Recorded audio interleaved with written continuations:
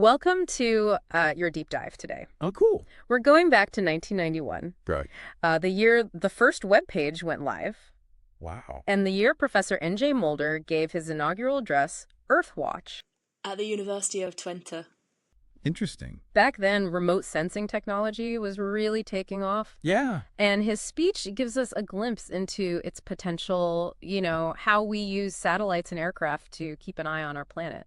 Yeah, like a time capsule of technological optimism, isn't it? Yeah, We get to see the world through the eyes of someone who is on the cusp of a revolution exactly. in how we understand the Earth. Mulder starts by comparing remote sensing to a watchman always vigilant, ready to raise the alarm. Mm-hmm. What do you think he was getting at with that comparison? Well, picture in 1991. Okay. We're still relying on outdated maps and static photographs for much of our environmental information. Yeah. Remote sensing promised something completely different. Right. A continuous stream of real-time data, giving us a dynamic view of the planet. Like a live video feed. It was like switching from a snapshot to a live video feed, exactly. And in a world where things are constantly changing, that ability to monitor in real time feels crucial, Absolutely. right? Whether it's tracking a hurricane's path or seeing the impact of deforestation as it's happening. Precisely. And Mulder emphasizes that remote sensing isn't just about pretty pictures. Yeah. It's about getting quantitative data, Yeah. hard numbers we can analyze. Yeah. Imagine being able to actually measure the extent of an oil spill Oh, wow. or track the spread of a forest fire from space. It's like having a planetary health checkup with all the vital stats laid out before you. And how did this shift from film to digital imagery play into all of this? Yeah. He seems to make a big deal about that transition. It was a game changer. Really? Think about it, back then, processing film was a time-consuming and expensive process. Yeah. The move to digital meant faster processing, Right. smaller computers, and a dramatic reduction in cost. So open the door for more people. It opened the door for more people to access and utilize this technology.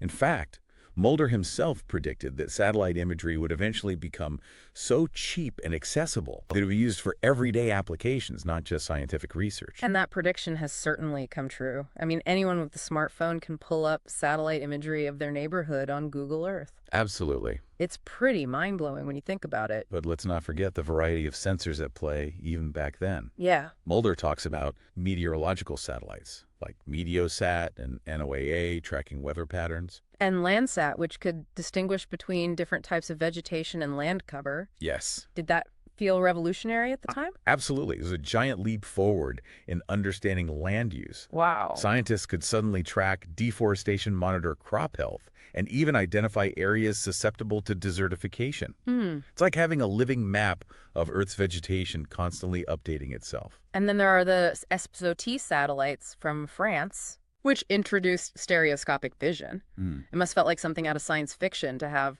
3D models of the Earth's surface back then.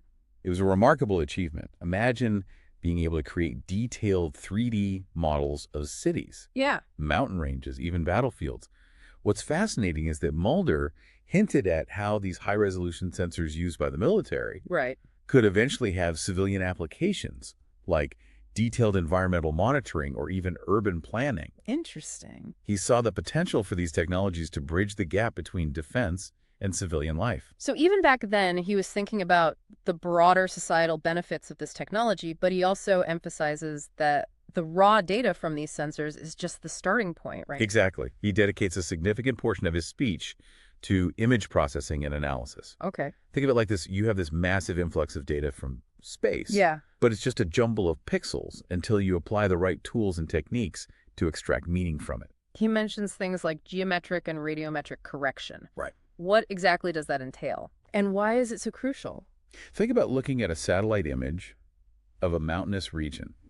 The terrain can distort the image, making it look stretched or warped in certain areas. I see. Geometric correction is like ironing out those wrinkles, making sure the image aligns accurately with geographical coordinates. Oh, okay. It ensures that the image is a faithful representation of the Earth's surface. Gotcha. Radiometric correction, on the other hand, is about adjusting for variations in sensor response and atmospheric effects. So basically making sure the colors and brightness levels in the image accurately reflect the real world, right? Precisely. And these corrections are essential for any kind of accurate analysis or measurement. Right. Imagine trying to estimate the size of a lake Yeah. or the extent of deforestation using a distorted image. It would be like trying to measure a piece of fabric that's been stretched out of shape. That's a great analogy. And then once the images are corrected, Yeah. comes the crucial step of information extraction. Okay. It's like being a detective looking for clues in the data. Mm-hmm. Is that a forest, a lake, a city? Right. What are the patterns? It changes the anomalies. This is where it gets really interesting. Yeah. Because it's about transforming raw data into actionable knowledge. And this is where Mulder connects remote sensing with GIS, Geographic Information Systems. It feels like a natural pairing, right? Absolutely. He saw the potential for GIS to act as a framework Yeah. for understanding the spatial relationships within the data gathered from remote sensing. Okay.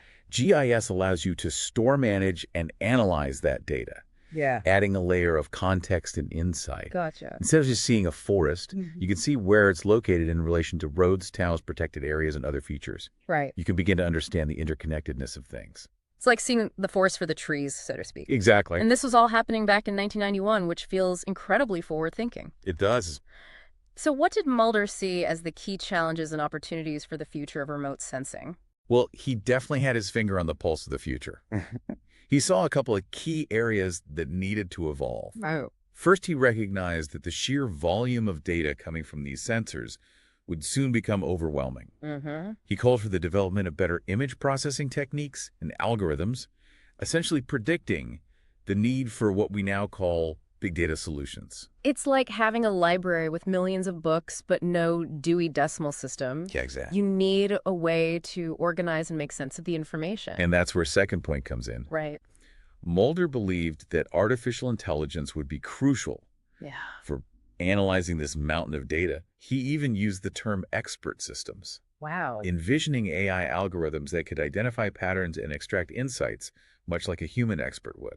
So back in 1991, he was already anticipating the role AI would play in fields like remote sensing. That's remarkable. He was. It's like he was peering into a crystal ball and seeing the future of data analysis. And to think now, we have machine learning algorithms that can sift through satellite images and identify things like deforestation patterns or even individual tree species. It really highlights how visionary Mulder was.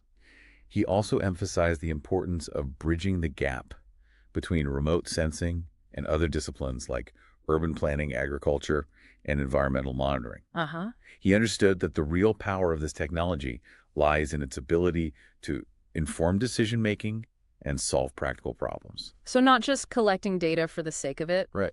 but using it to make a real difference in the world. That's a theme that really resonates today, especially with the growing focus on sustainability and climate change. Absolutely. Speaking of which, let's delve a little deeper into some of the specific sensors Mulder highlighted in his speech. Okay. He spends quite a bit of time talking about the role of meteorological satellites, like Meteosat and NOAA. These were the workhorses of weather forecasting, right? Yes. Back when getting a reliable weather forecast wasn't as simple as checking an app on your phone. It's exactly. These satellites provided vital data on temperature, cloud cover, sea state, and other atmospheric conditions, helping us to predict storms, plan shipping routes, and even understand long-term weather patterns. Wow. What's interesting is that Mulder saw these satellites as not just tools for prediction, but also for understanding the interconnectedness of Earth's systems. He was already thinking about the big picture. And then, of course, there's LANDSAT, which was revolutionary for studying land use and vegetation. It's hard to imagine a world without the insights LANDSAT has provided over the decades. It's been a game changer. Mulder highlights how LANDSAT's multispectral bands could differentiate between various types of vegetation and land cover, Right. allowing scientists to monitor deforestation, track crop health, and even identify areas at risk for desertification. It's like having a detailed map of Earth's vegetation constantly being updated. It is, and this data has been invaluable for understanding how humans are impacting the environment Right. and for developing strategies for sustainable land management. It's amazing to think that this technology was already available back in 1991. It feels like we often take it for granted today. It's a testament to the pioneers of remote sensing who laid the groundwork for what we have now. And speaking of pioneers, let's talk about the SPOT satellites from France, Okay. which Mulder was particularly excited about. Yeah. These satellites introduce stereoscopic vision, allowing for the creation of 3D models of the Earth's surface. It's like having a virtual flyover of any location on Earth. It is. I remember seeing those 3D models for the first time. Yeah. It felt like magic being able to experience the topography of a landscape in such a tangible way. What stands out to you about Mulder's discussion of this technology? What's fascinating is that he saw the potential for this technology to extend beyond its initial applications in topographic mapping and military reconnaissance. He envisioned using these 3D models for things like urban planning, environmental monitoring, and even virtual tourism. He understood that the ability to visualize the Earth in 3 dimensions would open up entirely new ways of understanding and interacting with our planet. It's like he was saying we've gone from looking at flat maps Right. to experiencing the Earth as a dynamic three-dimensional world, and that shift in perspective feels profound. It really does. And he didn't stop there. Mulder also hinted at the potential for these high-resolution sensors, initially developed for military purposes, to be used for civilian applications. So he saw this technology as having the potential to bridge the gap between defense and civilian life, much like he talked about with meteorological satellites. Exactly. He believed that these powerful tools for observation and analysis could be harnessed to address some of the biggest challenges facing humanity, Right. from environmental degradation to disaster response and resource management. And it's remarkable how many of those applications have become commonplace today. We rely on remote sensing for everything from tracking wildfires to monitoring climate change and managing urban growth. It's become an indispensable tool for scientists, policymakers, and even everyday citizens. And it all goes back to the visionaries like Mulder, who saw the potential of this technology in its early days. Yeah. But it wasn't all about celebrating achievements. Mulder also recognized the challenges and opportunities that lay ahead for the field of remote sensing. He seemed particularly concerned about the growing volume of data and the need for more sophisticated tools to analyze it. It's almost like he was anticipating the era of big data before it even arrived. He definitely was, and he saw artificial intelligence as a key solution to this challenge. Right. He believed that AI would be essential for automating image analysis, identifying patterns and extracting meaningful insights from the mountains of data being generated by remote sensing.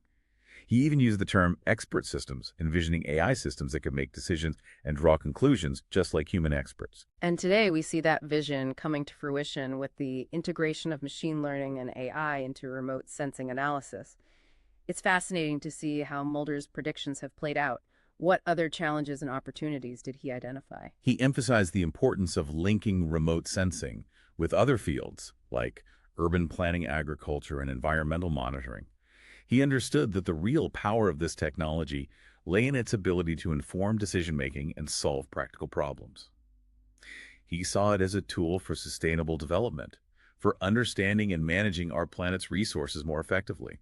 So not just collecting data for the sake of it, but using it to make a real difference in the world. And that seems particularly relevant today as we grapple with issues like climate change and resource scarcity. It does. It's like he was laying out a roadmap for how we can use technology to create a more sustainable future. Exactly. And he also stressed the need for education and training, recognizing that we need a new generation of experts who can understand and apply this powerful technology. So it's not just about the tools, but about the people who wield them. Precisely. It's a powerful message that resonates even more strongly today as we face increasingly complex global challenges. We need people who can bridge the gap between science, technology, and policy, who can translate data into action, and who can use their knowledge to make a positive impact on the world. It's inspiring to think that these ideas were already being articulated back in 1991. It is. It's a reminder that progress often starts with a vision, and that it takes dedicated individuals to turn those visions into reality. It's a testament to the enduring power of human ingenuity and our capacity to use technology to understand and shape our world. So as we reflect on Mulder's EarthWatch speech, what stands out to you as the most significant takeaway? I think it's his incredible foresight and his belief in the power of technology to address some of the biggest challenges facing humanity. He understood that remote sensing wasn't just a scientific tool, but a tool for societal transformation. Right. And I think that's a powerful message for all of us today. It's a reminder that we have the tools to understand and manage our planet like never before. The question is, how will we use them? It really is a profound question, and one that Mulder himself grappled with in his speech.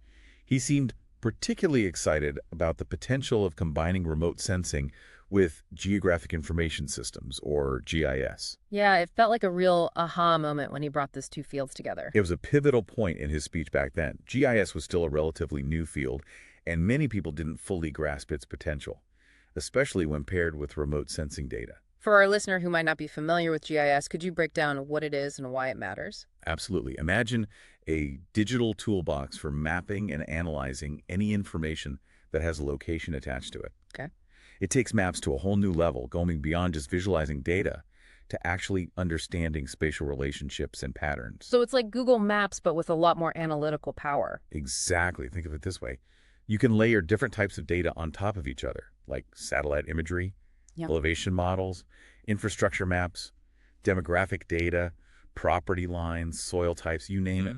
This allows you to see how different factors interact and influence each other in a particular location. So instead of just seeing a forest, you can see how that forest is changing over time, Right. how it's being impacted by human activity, what species live there, and how it connects to other ecosystems. You can even see who owns the land or what the zoning regulations are. Precisely. And that's where the real power of combining GIS and remote sensing comes in. Right. You're not just looking at pretty pictures from space, you're analyzing those images within a spatial context, understanding the interconnectedness of everything. Mulder seemed to grasp this back in 1991. He talked about using GIS to store, manage, and analyze the massive amounts of data being generated by remote sensing. It's like creating a digital library of Earth's vital signs, but with the ability to cross-reference and analyze those signs in a way that was never before possible. He was spot on today.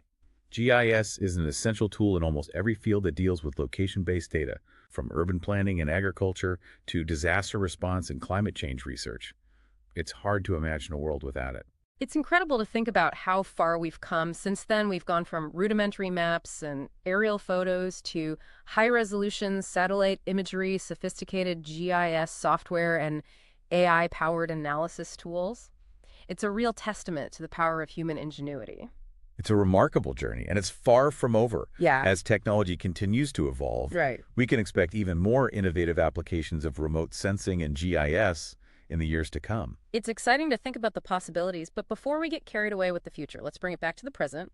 Can you give us some concrete examples of how these technologies are being used today to solve real-world problems? Absolutely. One area where it's having a huge impact is disaster response after a hurricane or earthquake. Remote sensing can provide rapid assessment of the damage, helping relief organizations prioritize their efforts and allocate resources more effectively. So instead of sending teams into potentially dangerous areas, you can get an initial overview from satellites. Right. And then use GIS to pinpoint the areas that need immediate attention. Exactly. And you can use GIS to create maps of evacuation routes, identify potential shelter locations, and even monitor the spread of flooding or other hazards. Wow. It's a game changer for coordinating relief efforts and getting aid to those who need it most. And what about in the realm of environmental protection? I know remote sensing is playing a critical role there as well. It's absolutely essential. Remote sensing allows us to monitor deforestation track, illegal logging and mining activities, assess the health of ecosystems, and even monitor the movements of endangered species. Wow. This information is critical for policymakers and conservationists working to protect our planet's natural resources. It's like having eyes in the sky constantly watching over our planet's vital signs. And GIS provides the framework for analyzing that data tracking changes over time and creating models to predict future trends. This is essential for understanding the impacts of climate change and developing strategies for mitigation and adaptation. It really highlights how these technologies are not just about collecting data. They're about using that data to make informed decisions that can have a positive impact on the world. That's the key takeaway. We have this incredible opportunity to use these tools to create a more sustainable and equitable future. And it's not just the responsibility of scientists and policymakers. It's something that everyone can be a part of. So as we wrap up this deep dive into Professor Mulder's EarthWatch speech and the fascinating world of remote sensing and GIS, what's the one thing you hope our listener will take away from this conversation? I hope they'll come away with a sense of wonder and possibility. We live in an era where we have access to more information about our planet than ever before. Yeah. And the tools we have to analyze and understand that information are constantly evolving. It's an exciting time to be alive. And I believe that these technologies have the potential to transform the way we live and interact with our world. It's an inspiring message and one that I think Mulder himself would wholeheartedly agree with. I think so too. Thank you so much for joining me on this incredible journey back to 1991 and into the future of remote sensing. It's been my pleasure. And to our listener, we encourage you to keep exploring, keep learning, and keep asking questions. The future of our planet depends on it. Thanks for joining us on this deep dive.